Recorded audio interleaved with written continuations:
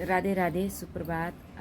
सब वक्त सभी लोगों को पता है कि अहमदाबाद में एक जो है एयर इंडिया का जो प्लेन था वो क्रैश हो गया है। दुख की बात यह है कि उसमें जितने भी लोग थे उनमें से केवल एक इंसान जिंदा है, बाकी सब जो है ख़त्म हो गए हैं। कल दिन में मैं यहाँ से घर गई तो रेस्ट करके जब मैं उठी तो बेटी का कॉल आया, मम्मी क्या कर रहे हो? मैंने कहा बेटा सोई हुई थी। तू क्या कर रही? कह रही मैं भी लेटी हुई थी लेकिन मुझे नींद नहीं आ रही। मैंने बोला तेरी ड्यूटी कब की है? कह रही कल सुबह मुझे बेंगलोर से मुंबई जाना है, मेरी फ़्लाइट कल की है। तो कह रही आपने कुछ सुना नहीं? मैंने कहा नहीं, मैं तो सोई हुई थी, मैं अभी उठ रही हूँ। कह रही मम्मी एयर इंडिया का एक प्लेन क्रैश हो चुका है और अहमदाबाद में ही हुआ है। अहमदाबाद से वो परसों आई थी।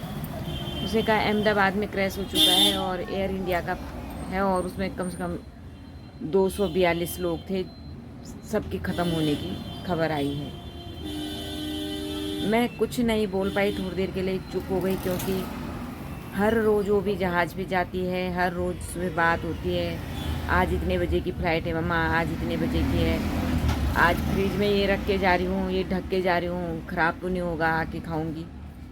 कल से मन बहुत दुखी है, व्यथित है उन लोगों के बारे में सोच के जो सब अपने अपने घरों से निकले होंगे। कोई अपने रिश्तेदार से मिलने जा रहा होगा, कोई काम से जा रहा होगा, लेकिन नहीं पता था कि फ्लाइट जब उड़ान भरेगी उसके 2-3 मिनट बाद ही इतना बड़ा हादसा हो जाएगा। और कभी अगर कहीं कोई घटना होती, कम से कम परिवार वालों को बॉडी मिलती है और वो लोग उसका अंतिम संस्कार करते हैं, अंतिम दर्शन करते हैं और इस मार को झेलने का प्रयत्न करते हैं।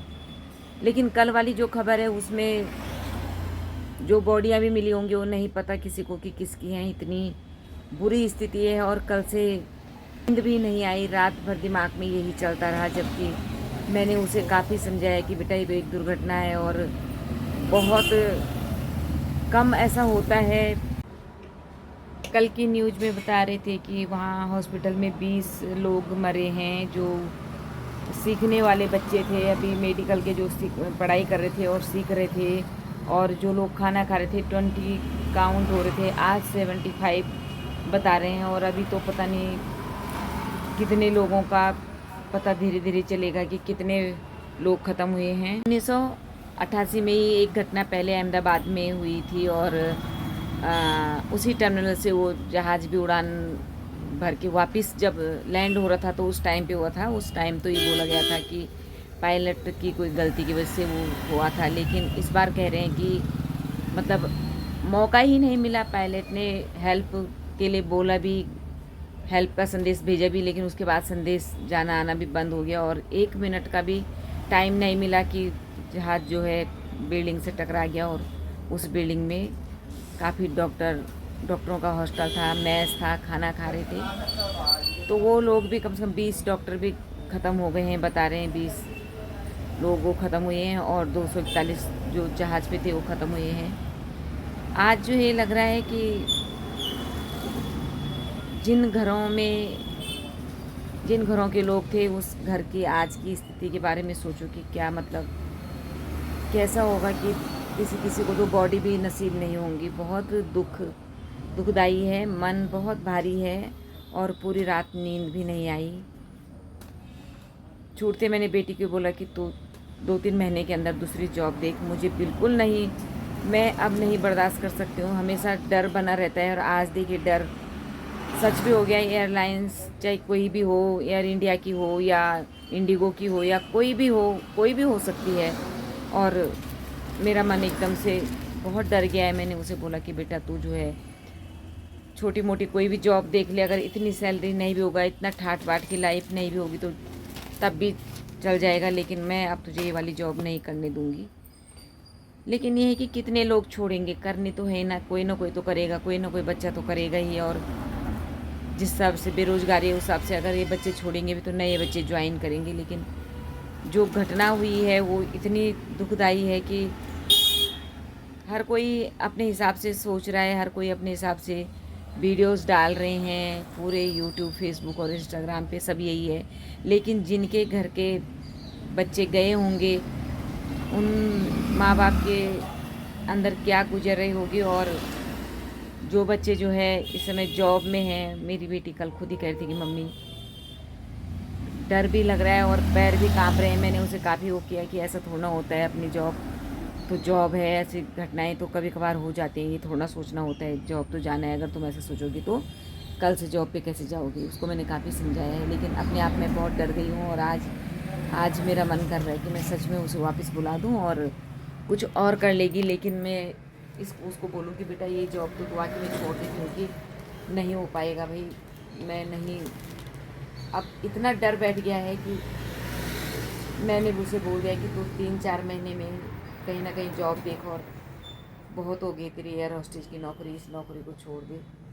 आगे क्या होगा कुछ कह नहीं सकते हैं, लेकिन आज तो सारे अखबारों में, सारे न्यूज़ चैनलों में यही आ रहा है कि ना तो वो जहाज़ बहुत पुराना था, ना वो जो पायलट थे वो बहुत एक्सपीरियंस होल्डर थे, वो ऐसे भी नहीं थे कि नए नए हों, उनके पास हज़ारों घंटों का तजुर्बा था जहाज उड़ाने का।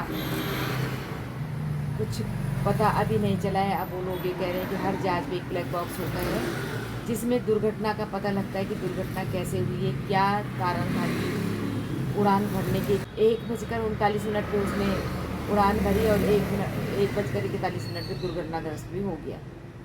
अब पता लगेगा कि क्यों हुआ है, क्या हुआ है। लेकिन फ़िलहाल मेरा मन एकदम उठ गया है, और मैं बेटी को ही कह रही हूँ कि तू कहीं भी छोटी मोटी नौकरी देख ले, लेकिन वापस आ जा। मुझे बिल्कुल नहीं करवानी अभी जॉब फिर से, तू घर आ जा, कुछ भी कर लेगी, कहीं भी कुछ कर लेगी। तेरे अंदर इतनी सामर्थ्य है कि तू कुछ भी कर लेती। अपना ही तो पेट पालने वाली बात है ना, अभी तो कोई ऐसी जिम्मेदारियाँ भी नहीं है ना, तो तू कर लेगी। लेकिन तू अब ये छोड़ दे। लेकिन कितने लोग छोड़ेंगे, कुछ ना कुछ तो करेंगे ना।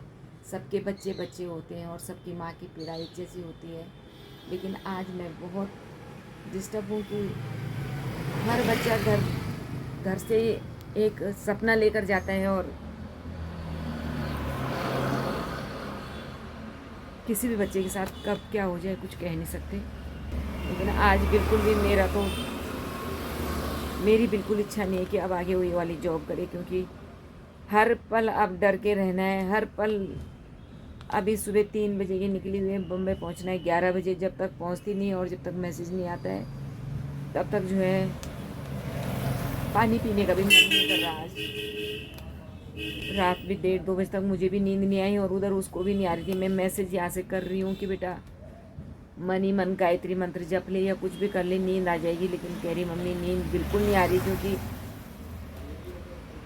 पता नहीं कौन कौन थे उसमें। अब पता लगेगा, कई ऐसे होते हैं कि पहले इनके साथ थे, फिर एयर इंडिया में चले गए हैं, सब कुछ जानते हुए हैं आपस में। तो कह रही थी अभी कुछ पता नहीं कि कौन कौन गए हैं और क्या हुआ है। लेकिन आज जो है उठा हुआ सा है, मन खराब सा है, क्योंकि बहुत ही दुखदायी घटना हुई है।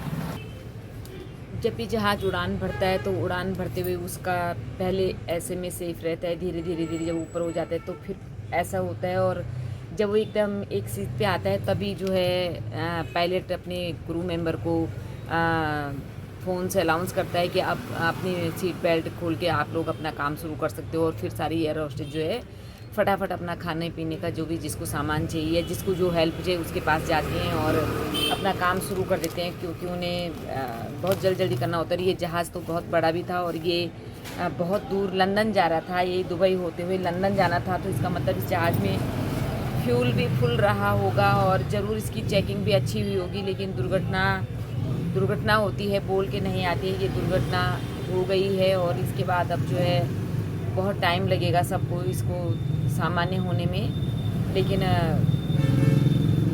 बहुत मजबूत के दिल वाला इंसान भी होगा, वो भी अपने बच्चे को इस समय इस जॉब के लिए तो कतई फोर्स नहीं करेगा, क्योंकि इतनी दुखद अंत जिन लोगों का हो गया है उनके बारे में हम ईश्वर से केवल प्रार्थना ही कर सकते हैं कि ईश्वर उनकी आत्मा को शांति दे, और उस परिवार, जितने भी परिवारों ने ये क्षति उठाई है, उन परिवारों को इस दुख को सहन करने की शक्ति दे।